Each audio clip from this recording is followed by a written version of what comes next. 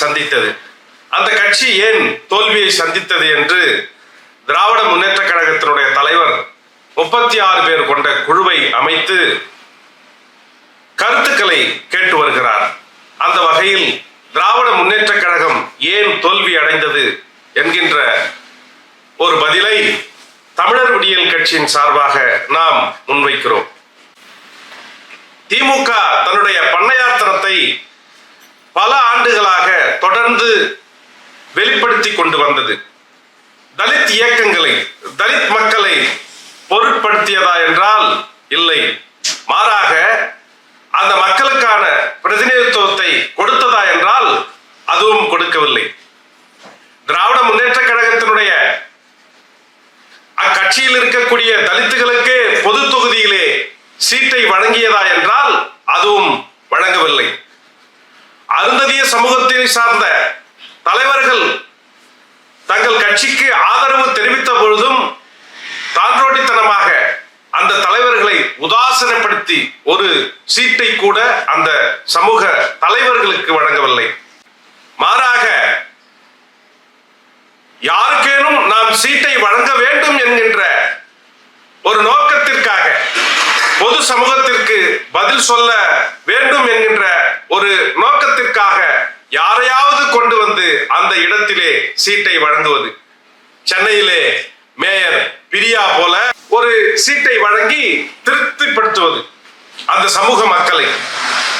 இப்படி தலித் மக்களை உதாசீனப்படுத்துவதில் திராவிட முன்னேற்ற கழகம் தீவிரம் காட்டியது. கரூரிலிருந்து செந்தில் பாலாஜியை கொண்டு வருகின்ற அந்த இயக்கம் அதே பகுதியில் இருக்கக்கூடிய அருந்ததிய மக்களை, அருந்ததிய சமூகத்தை சார்ந்த நபர்களை இவர்கள் முன்னேற்றப்பட செய்தார்களா என்றால் கிடையாது. ஏவாவேலு, சேகர் பாபு போன்ற நபர்களை போல மிக முக்கியமான பொறுப்புகளிலோ அல்லது அவர்களுக்கு கொடுக்கின்ற முக்கியத்துவம் போல தலித் மக்களுக்கு இவர்கள் கொடுக்கவில்லை. தேர்தல் நேரத்தில் விடுதலை சிறுத்தைகள் கட்சியை எப்படி இவர்கள் உதாசீனப்படுத்தினார்கள், அவமானப்படுத்தினார்கள்.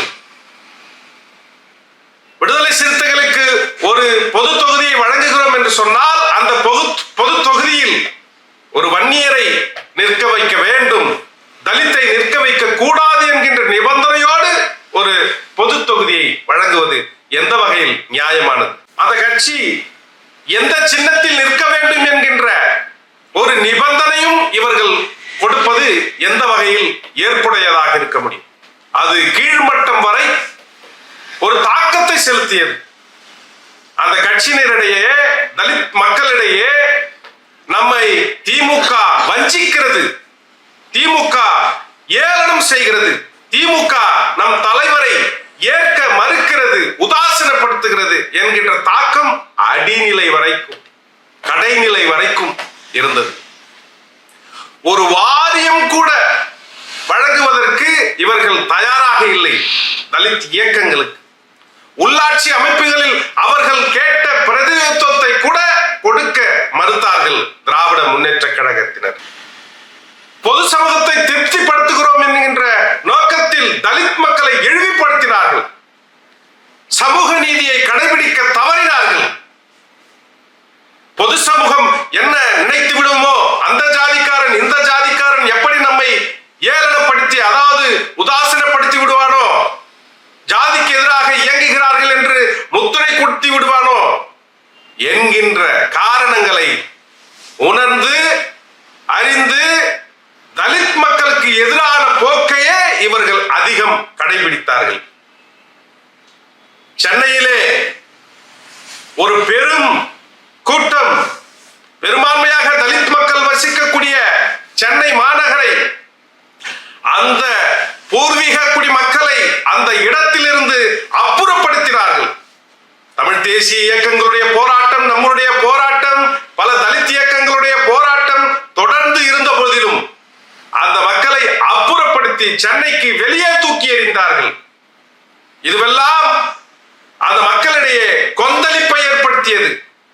எங்களுக்கு 20-25 கிலோமீட்டர் 30 கிலோமீட்டர் தொலைவிலே எங்களை அப்புறப்படுத்தி துரத்தி அடுக்கிறீர்களே, இங்கே சென்னைக்குள்ளேயே எங்களுக்கு வீடுகளை ஏன் ஒதுக்க கூடாது என்கின்ற கேள்வி எழுந்த போதெல்லாம் அதற்கு செவிசாய்க்க கூட தயாராக இல்லை திமுக அரசு. திமுக அரசிற்கு ஆதரவாக இயங்கிய திராவிட இயக்கங்களை, தந்தை பெரியாரிய இயக்கங்களை, தமிழ் தேசிய இயக்கங்களை, அவர்களுடைய குரலை கூட கேட்க தயாராக இல்லை திமுக அரசாங்கம். அவர்கள் ஆட்சிக்கு வர உடந்தையாக இருந்த இயக்கங்களின் குரலை கூட இவர்கள் கேட்க தயாராக இல்லை. எனவேதான் வட மாவட்டங்களில் பல தொகுதிகளில் தோல்வியடைவதற்கு காரணமாக இருந்தது. பெரும்பான்மையான தலித் மக்களுடைய வாக்கு வங்கி இவர்களுக்கு வந்து சேரவில்லை. ஒரு பெரும் கோபம் திமுக மீது இருந்தது. குறிப்பாக சென்னை உள்ளிட்ட சுற்று வட்டார பகுதிகளில் தலித் மக்கள் திமுக மீதான கோபத்தை வெளிப்படுத்தி இருந்தார்கள். இது திராவிட முன்னேற்ற கழக தோல்விக்கு காரணியாக இருந்தது. இன்றைக்கு காங்கிரஸ் காலை வாரிவிட்டது, காங்கிரஸ் வஞ்சகம் செய்துவிட்டது, காங்கிரஸ் துரோகம் செய்துவிட்டது என்று கூப்பாடு போடும் திமுக அன்றைக்கு 2009 காலகட்டத்தில் காங்கிரஸோடு இணைந்து ஈழ மக்களுக்கு துரோகம் செய்ததே, தமிழர்களுக்கு துரோகம் செய்ததே, இனப்படுகொலை செய்வதற்கு துரோகம் செய்ததே, அந்த துரோகத்தினுடைய வெளிப்பாடுதான் இன்றைக்கு காங்கிரஸ் உங்களுக்கு திரும்ப செய்கிறது. தன்னுடைய மகள் சிறைக்கு சென்றுவிடக் கூடாது, கனிமொழி சிறைக்கு சென்றுவிடக் கூடாது என்கின்ற காரணத்திற்காக திரு கருணாநிதி அவர்கள் அன்றைக்கு எடுத்த முடிவு, தமிழர்களுக்கு எதிரான முடிவு, இன்றைக்கு காங்கிரஸ் வடிவில் உங்களுக்கு வந்து சேர்கிறது.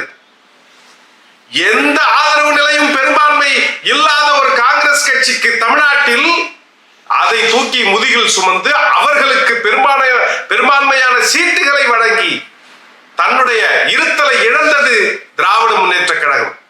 எனவே இன்றைக்கு அந்த காங்கிரஸ் கட்சி உங்களுக்கு எதிரான மனநிலையில் இருக்கிறது. இப்படி சொல்லிக்கொண்டே போகலாம், பல காரணிகளை சொல்லிக்கொண்டே போகலாம். அவர்களுடைய குடும்பத்தில் இருக்கக்கூடிய சபரீசன் அவர்கள் என்ன செய்தார்? G2 என்கின்ற ஒரு நில வியாபாரத்தை கையில் எடுத்து அடித்தட்டு மக்களுடைய நிலங்களை சூறையாடுவது, கையகப்படுத்துவது, பல்வேறு இடங்களில் அட்வான்ஸ் தொகையை மட்டும் கொடுத்து நிலத்தை அபகரிப்பது, பெரும்பான்மை மக்கள் அதில் பாதிக்கப்படுவது என்கின்ற ஒரு துறையை தேர்வு செய்து அதிலே கொள்ளையடித்தது. அந்த கொள்ளையடித்தது மக்களை பெருமளவில் பாதிப்புக்குள்ளானது. அதே போல சினிமா துறையிலே ரெட் ஜெயண்ட் என்கின்ற ஒரு புரொடக்ஷன் கம்பெனியை நடத்தி பல நடிகர்களை அச்சுறுத்தியது, பல தயாரிப்பாளர்களை அச்சுறுத்தியது, பல திரைப்படங்களை வெளியில் வரவிடாமலே செய்தது. நான் யாரை சொல்லுகிறேனோ அவருக்குத்தான் தியேட்டர் கொடுக்க வேண்டும் என்று தமிழ்நாடு முழுக்க இருக்கக்கூடிய டிஸ்ட்ரிபியூஷனை மிரட்டியது. இதுவெல்லாம் நேரடியாக திராவிட முன்னேற்ற கழகத்தினுடைய கோபத்தை, அவர்கள் மீதான கோபத்தை மக்கள் மத்தியிலே ஏற்படுத்தியது, திரைத்துறை மத்தியிலே ஏற்படுத்தியது. பெரும் பகுதி மக்கள் பங்கேற்கக்கூடிய சில துறைகளில் இவர்கள் ஈடுபட்டு ஒரு மிகப்பெரிய மோசடியை செய்யக்கூடிய இடத்தில் தள்ளப்பட்டார்கள். அது ஒரு பெரும் தாக்கத்தை ஏற்படுத்தியது.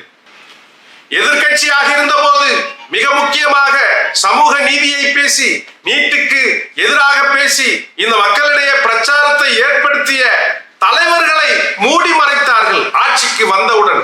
உதாரணத்திற்கு தோழர் எழிலன், PTR, பழனிவேல் தியாகராஜன் போன்ற நபர்கள் எல்லாம் இந்த ஆட்சிக்கு எதிர்க்கட்சியாக இருக்கின்ற பொழுது ஊடகத்தை சந்தித்து தன்னுடைய கட்சிக்கு ஆதரவான நிலைப்பாடை தொடர்ந்து பிரச்சாரத்தை மேற்கொண்டார்களே, அவர்களை எல்லாம் ஆட்சி கட்டிலுக்கு வந்த பிறகு மூடி மறைத்தார்கள், ஊடக வெளிச்சத்தை மறைத்தார்கள்.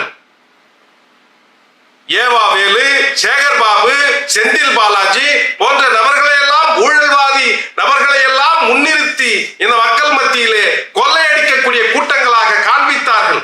அது மிகப்பெரிய எரிச்சுலட்டத்திற்கு காரணமாக இருந்தது.